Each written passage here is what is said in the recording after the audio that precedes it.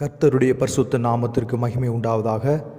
இந்த நாளிலும் தேவனுடைய திருச்சமூகத்தில் கூடி வந்திருக்கிறதான உங்கள் யாவருக்கும் ஆண்டவராகிய இயேசு கிறிஸ்துவின் இனிய நாமத்தினாலே அன்பின் வாழ்த்துக்கள்.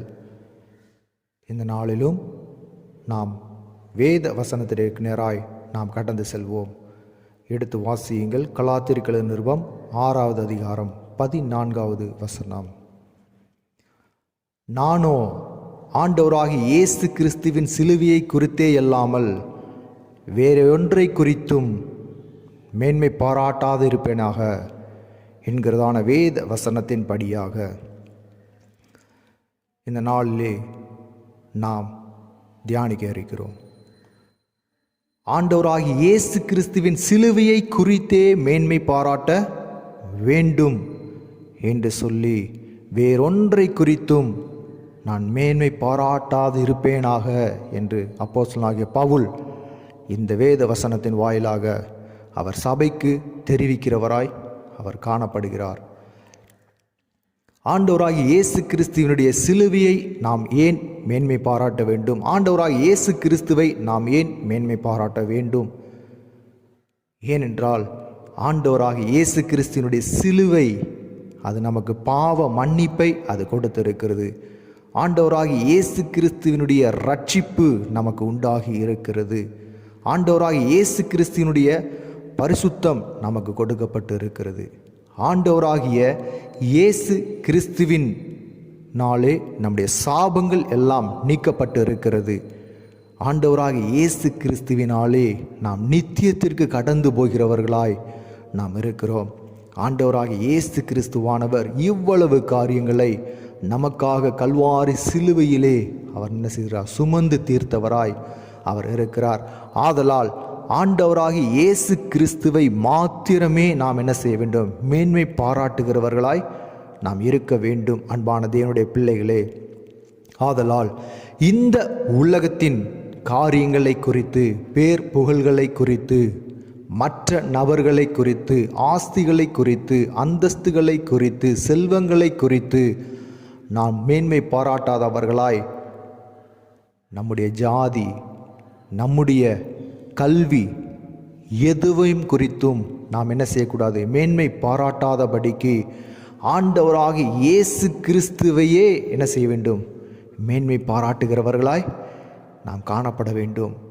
நான் வேறொன்றை குறித்தும் மேன்மை பாராட்டாது இருப்பேனாக என்று அப்போஸ்தலனாகிய பவுல் இந்த நிருபத்திலே அவர் சொல்லி இருக்கிறார். நான் வேறொன்றையும், இந்த உலகத்தின் காரியங்கள் வேறொன்றையும் என்ன செய்ய மாட்டேன்? மேன்மை பாராட்ட மாட்டேன்.